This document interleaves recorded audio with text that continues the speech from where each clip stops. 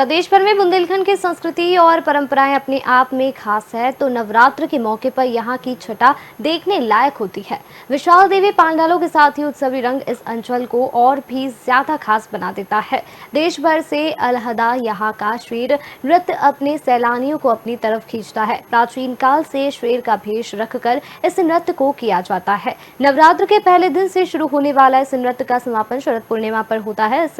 इसमें बच्चे और युवा शेर बनते हैं और फिर माता के दरबार में जाकर उनके सामने नाचकर उन्हें मनाने और खुश करने का काम करते हैं। प्रदेश के दमोह जिले को इस नृत्य को लेकर खास पहचान मिली है और इसके ग्रामीण क्षेत्रों में शेर नृत्य करने वाले कई कलाकार हैं। तो पीढ़ी दर पीढ़ी कई परिवारों में इस परंपरा को निभाया जा रहा है।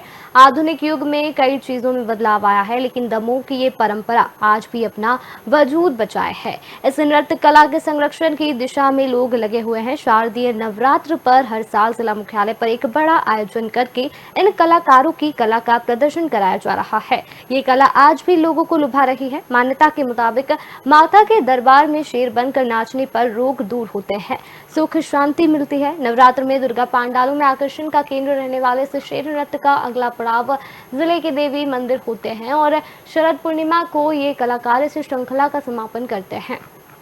देखिए, एक तरह का लोक नृत्य है जो प्राचीन काल से ही चला आ रहा है। छोटे छोटे बच्चों को जो है शेर बना करके वे सभी माँ के दरबार में आकर के और सिंह नृत्य को प्रस्तुत करते हैं।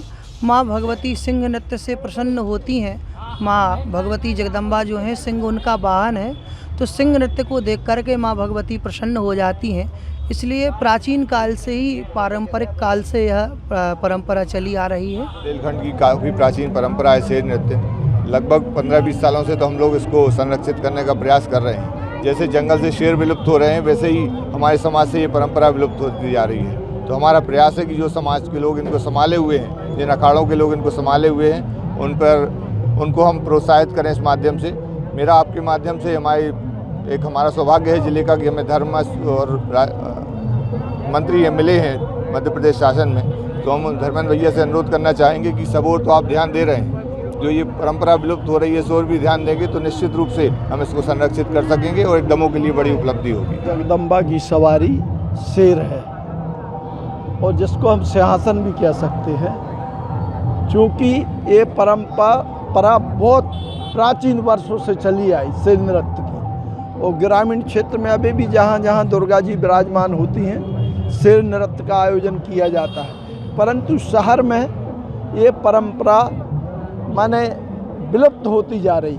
परंतु यहाँ पर एक नितिन मिश्रा के संयोजन से एक समिति प्रतिवर्ष अनुसार इसका आयोजन करती है, जिससे जो हमारी नई जनरेशन है उसको समझ में आता है कि शेरावाली की सवारी, शेर का नृत्य क्या होता है।